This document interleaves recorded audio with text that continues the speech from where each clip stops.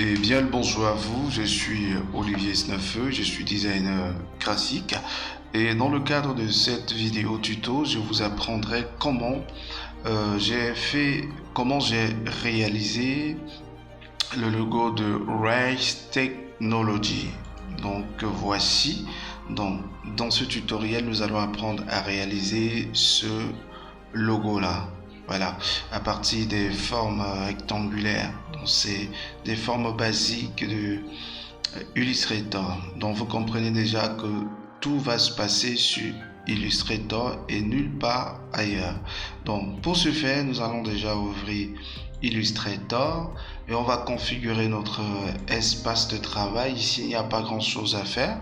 Habituellement, je travaille sur un format A4 en horizontal, et une fois que mon format est sélectionné ici, je vais cliquer sur créer, et une fois que je suis dans mon plan de travail, donc pour la plupart des temps je configure d'abord. Je vais d'abord afficher les grilles, mais ici je pense que pour notre cas ça ne sera pas trop nécessaire. Donc vous pouvez activer les grilles si vous voulez en allant sur affichage, et vous allez descendre dans le menu et vous allez cliquer sur afficher les grilles. Mais pour le cas de ce logo, je n'en aurai pas besoin.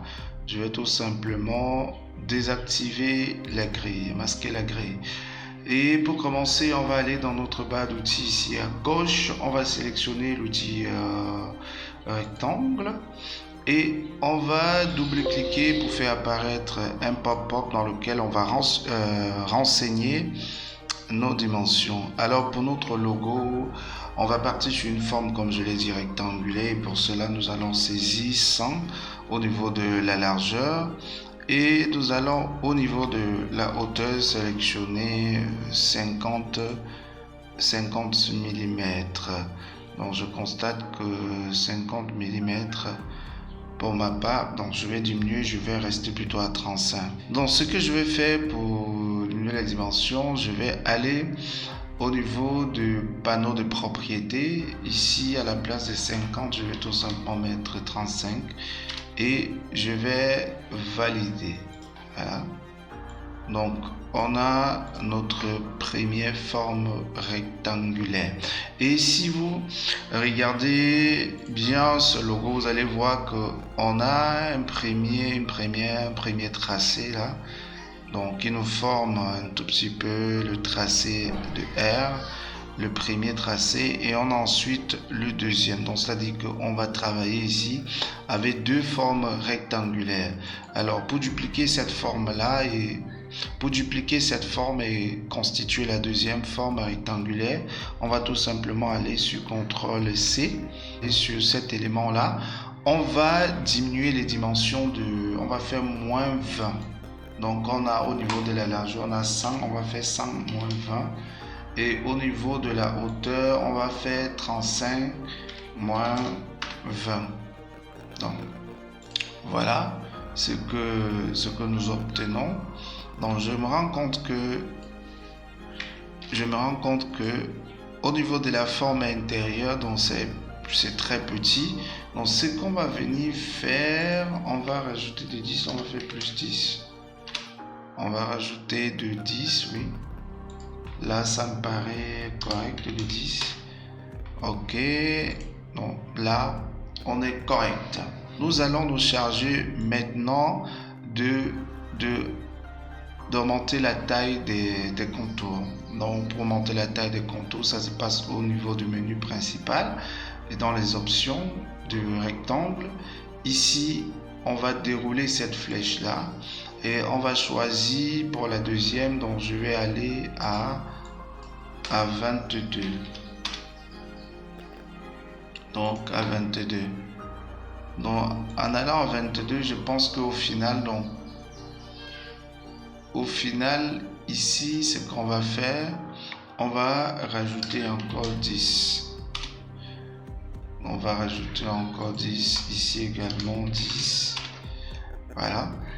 Donc, pour qu'on soit correct. Donc là, je pense qu'on est bon.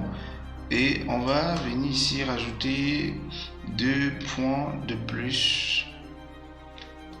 on va rajouter 2 points de plus pour que ça fasse 24 points. Au niveau du contour de la forme intérieure, au niveau du contour de la forme extérieure, donc nous allons rester à 6. Donc je pense que là on a déjà notre forme qui se met en place. Nous allons prendre ici l'outil trait. Donc nous allons venir là, donc comme on est au milieu ici, on va progresser, on va se mettre là, et en restant appuyé sur Shift, donc ça nous permet d'avoir un tracé assez droit. Au niveau du contour, on va rester à 1 et on va chercher à placer ça au milieu. Donc là, je pense que on est correct. Voilà. Nous sommes ici, on est correct. Maintenant, il ne me reste plus qu'à savoir quelle est réellement la distance en fait. La distance en fait de notre forme intérieure. Donc pour savoir la distance, je vais cliquer sur l'outil rectangle. Je vais venir le placer sur le bord inférieur. Je vais remonter jusqu'au bord supérieur. Voilà, jusqu'au bord supérieur. On va garder quelque chose comme ceci. Voilà. Donc, on va rester à 8. On sera à 8 et demi. Donc, nous allons garder 8 et demi. Donc, on va effacer la forme que nous avons créée. Donc, c'est-à-dire, pour le faire, on va cliquer ici sur notre trait. On va cliquer sur notre trait parce que ici, il est question de définir en fait les pattes de on va définir les pattes de notre forme R. Pour définir ces pattes là, en fait, on va devoir configurer au niveau des traits parce que ce sont ces traits là qui vont nous permettre de ressortir la patte de notre lettre R. On doit faire CTRL C et CTRL F. Donc ça nous permet déjà de pouvoir dupliquer notre tracé. Ensuite nous allons presser sur V et la touche entrée. Donc ça va faire apparaître l'outil de position. Et ici la position qui nous intéresse, c'est la position horizontale. Et on va venir au niveau de la position horizontale. Souvenez-vous qu'au niveau de notre forme rectangulaire intérieure, donc on avait pris qu'elle était à peu près la distance d'un point à l'autre. Donc on avait trouvé la distance de 8,5. Et on va venir entrer cette distance là ici, 8,5 de distance. Et vous allez voir que mon second tracé s'est décalé de 8,5. Donc on va faire pareil ici. On va faire CTRL C, CTRL V pour coller à nouveau. Et on va presser sur V et on va venir ici. Au lieu de 8,5, parce qu'on va placer à l'arrière, on va mettre moins 8,5.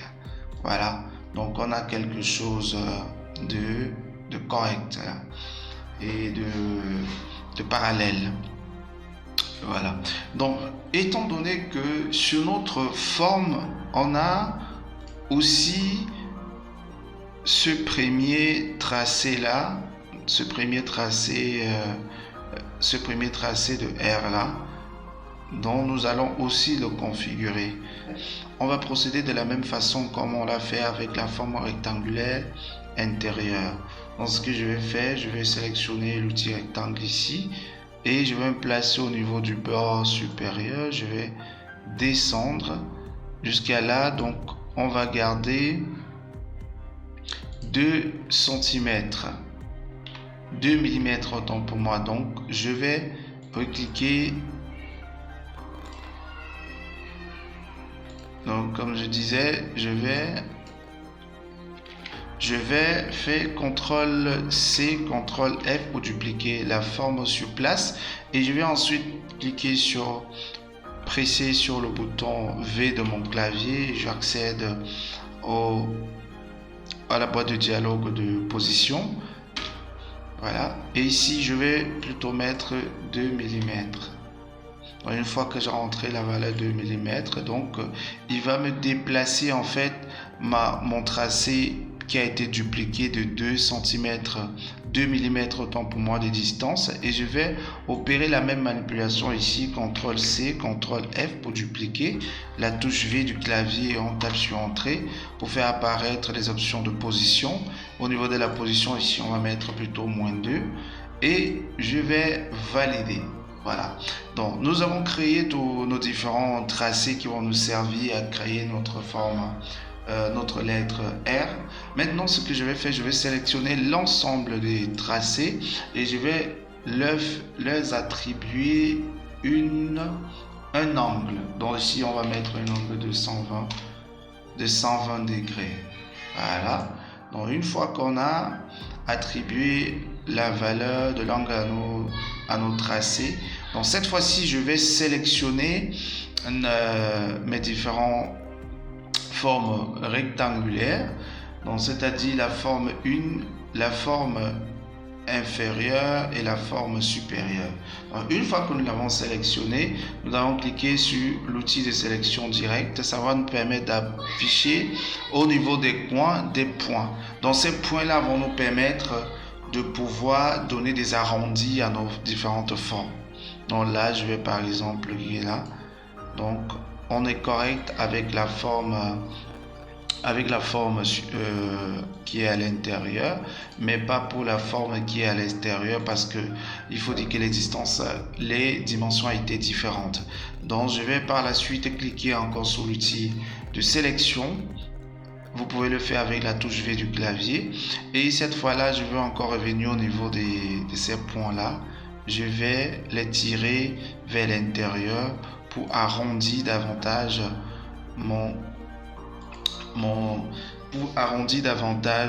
ma forme. Donc une fois que nous avons arrondi nos deux formes, à savoir notre tracé supérieur et notre tracé intérieur, et que nous avons placé nos guides avec un angle de 120 degrés, donc pour l'instant nous allons effacer les parties en fait de notre forme qui ne nous intéresse pas.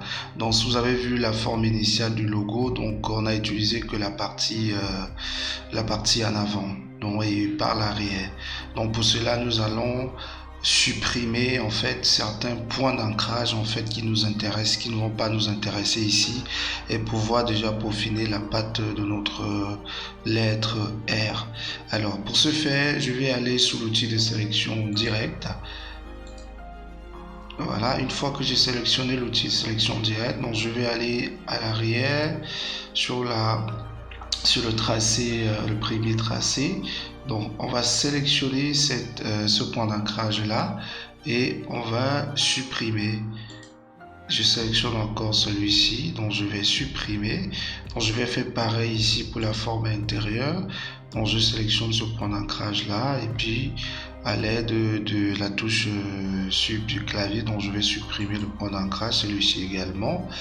Et une fois qu'on l'a fait, donc je vais venir sélectionner ce point d'ancrage là, donc uniquement celui-là, et à l'aide des flèches directionnelles, je vais devoir le décaler, ce point d'ancrage là, donc à ce niveau. Voilà, donc jusqu'à ce que l'extrémité en fait de mon point d'ancrage touche ma ligne, mon tracé guide. Donc je vais faire pareil ici, sélectionner ce point d'ancrage là, et à l'aide des flèches directionnelles, je vais devoir le rabattre jusqu'à mon tracé, mon repère. Donc voilà, donc une fois que je suis bon ici, ce que je vais faire, je vais venir sélectionner l'outil plume, donc qui va me permettre de continuer en fait le tracé. Donc ici je sélectionne ce point d'ancrage là, donc je vais m'assurer de me placer de façon parallèle à mon repère guide. Je vais descendre encore un peu, pourquoi pas. Donc je vais décaler. Donc je vois que là je suis parallèle et je vais créer un autre point d'ancrage pour continuer avec mon tracé. Voilà. Donc là on est bon et puis je vais cliquer ici pour désélectionner. Donc je trouve qu'on est pas mal. Donc je vais venir au niveau du tracé supérieur. Je vais sélectionner d'abord l'outil plume et je vais venir ici, je vais sélectionner aussi et je vais aussi me placer de façon parallèle. Donc une fois que je suis bon, je vais cliquer et je vais venir sur outil de sélection. Donc je vais sélectionner pour sortir de la plume. Donc une fois que je l'ai fait, je vais à l'aide de l'outil sélection venir sélectionner deux points d'ancrage ici et Shift, je maintiens Shift pour sélectionner le deuxième point d'ancrage ici et je vais décaler à l'aide des flèches directionnelles ma forme parce que ça ne doit pas se toucher. Voilà, donc là on est plutôt correct.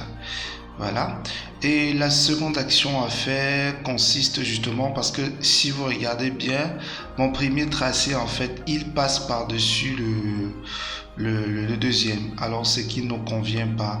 Donc ce que nous allons faire ici, c'est que nous allons créer des points d'ancrage supplémentaires pour pouvoir créer en fait de l'espace ici au niveau de mon tracé intérieur.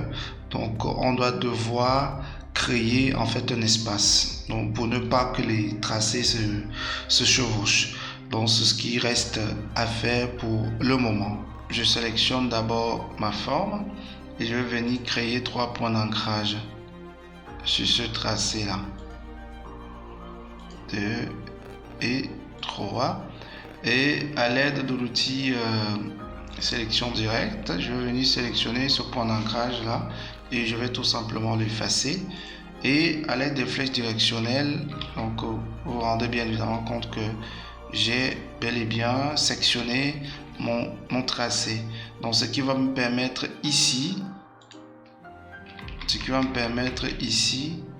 de pouvoir créer donc la forme de mon R, la forme de mon tracé R supérieur. Donc je vais cliquer à nouveau sur la plume, je vais cliquer sur ce point d'ancrage et je vais rester parallèle au tracé sur lequel j'ai positionné le point de mon tracé. Donc je vais tout simplement cliquer pour valider. Donc comme vous pouvez le voir, on a un trait qui est assez perpendiculaire, qui est assez parallèle autant pour moi. Donc voilà. Donc une fois que je l'ai fait, ce qu'on va gérer cette fois-ci, ce sont les distances entre les espaces autant pour moi. Donc ce qu'on va gérer maintenant, ce sont les espaces entre ma forme supérieure et ce petit trait inférieur là. Donc il faut que cette distance soit égale à cette autre distance. D'accord. Et pour le faire, donc je vais sélectionner mes deux points d'ancrage que voici. Je vais les reculer.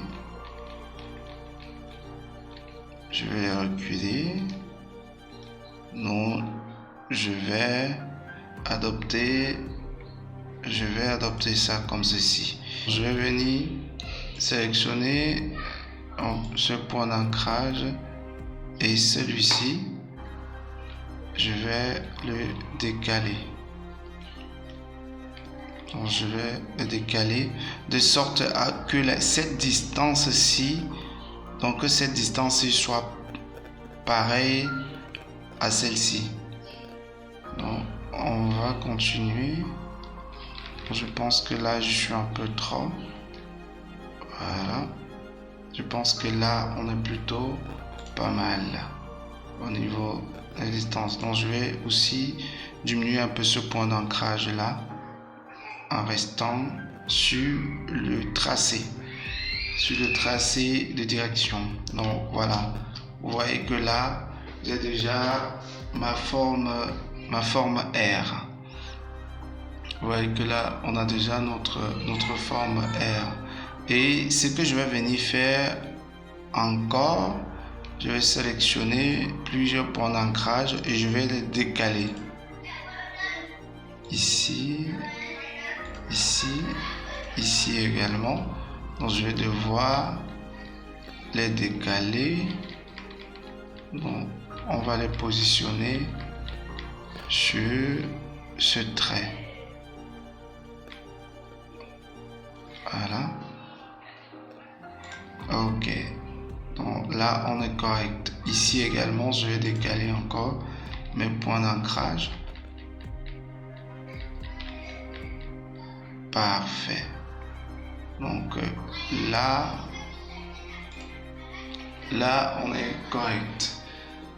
Donc ce que je peux venir faire ici, je constate que on n'est pas totalement aligné au niveau du haut. Donc je vais sélectionner ce point d'ancrage, je vais le décaler un tout petit peu et là on est tout bon. Donc une fois que nous sommes débarrassés de nos repères qui nous ont permis de tracer la patte de notre lettre R, nous allons maintenant, ce que nous allons faire, c'est décomposer la forme, donc pour former une forme pleine, parce qu'avant on était sur des tracés, donc ce qui ne pouvait pas nous permettre une certaine manipulation. Donc maintenant on a décomposé notre forme, donc ce qui est idéal maintenant pour des retouches et des finitions.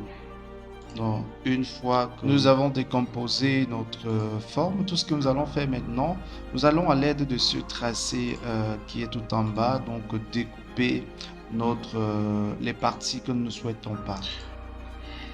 Alors là, une fois que nous avons terminé, vous voyez le résultat. Donc nous avons notre lettre R qui est tout propre. Et maintenant, ce que nous allons devoir faire, c'est que nous allons devoir l'appliquer des couleurs. Mais avant de passer à la phase de coloration ou bien d'affecter les couleurs que nous avons choisies, nous allons devoir arrondir certains points d'ancrage pour lui donner un peu un côté esthétique comme sur le logo initial. Donc c'est ce que nous allons opérer actuellement. Et l'arrondi. Donc ici on fait pareil, on clique et on renvoie vers l'intérieur pour créer l'arrondi. Donc vous pouvez le voir, on a déjà notre logo, on va le réduire un tout petit peu, voilà, on a notre logo. Et avant de placer définitivement, de lui affecter définitivement les couleurs, donc on va mettre d'abord le nom, et pour cela j'ai choisi une police qui est GTEC. Voilà, je la sélectionne, je vais venir la cliquer et je vais mettre Rise. Et je vais aller contrôle Alt Shift autant pour moi, donc pour me permettre en fait de pouvoir agrandir mon logo. Donc je vais l'agrandir comme ceci et le placer là. Je vais dupliquer ensuite en faisant Alt et avec le clic gauche je vais déplacer donc pour créer mon second calque que je vais ensuite à l'aide de CTRL SHIFT, Alt Shift autant pour moi, je vais encore le réduire. Bon, ici on va mettre Technology.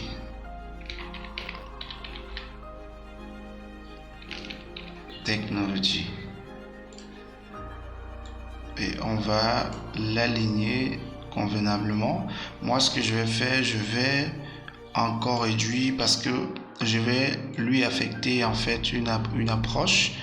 Donc je vais lui affecter une approche positive, donc ce qui va permettre en fait d'étendre la lettre, surtout le texte rise. Donc on va le faire. Donc pour cela on va aller dans le panneau de propriété de texte. Donc on va dérouler ce VA, donc c'est l'approche, et on va par exemple prendre 200 et aller peut-être au-delà. Donc nous allons aller par exemple à 400, pourquoi pas. Bon, une fois qu'on est à 400, donc on peut aller au-delà, 600 par exemple. Voilà. Donc ici, on pourrait compenser ça en agrandissant. Voilà. On va diminuer un tout petit peu. Encore un peu. Hop. On va agrandir un tout petit peu parce que voilà. Encore un tout petit peu. On va aligner. Voilà. Donc vous voyez que là on est déjà correct avec notre logo. On va diminuer notre R.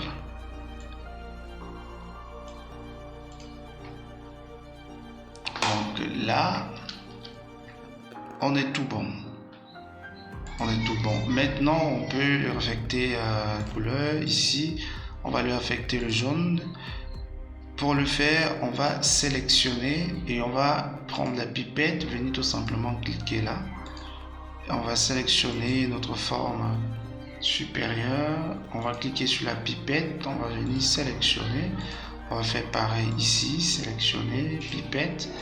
On lui affecte la couleur qui correspond. Et ici, au niveau de race, je pense c'est cette couleur là. Voilà. Et le tout dernier ici, donc on avait un blanc. Voilà. Et on va venir couronner le tour en ajoutant un fond. Donc pour le fond, on va cliquer sur l'outil rectangulaire. On va créer une forme rectangulaire. Et on va lui affecter ce bleu foncé là, et à l'aide du clic droit on va venir lui demander de se placer. On va venir positionner cela à l'arrière, donc pour qu'on puisse voir notre logo. Donc voilà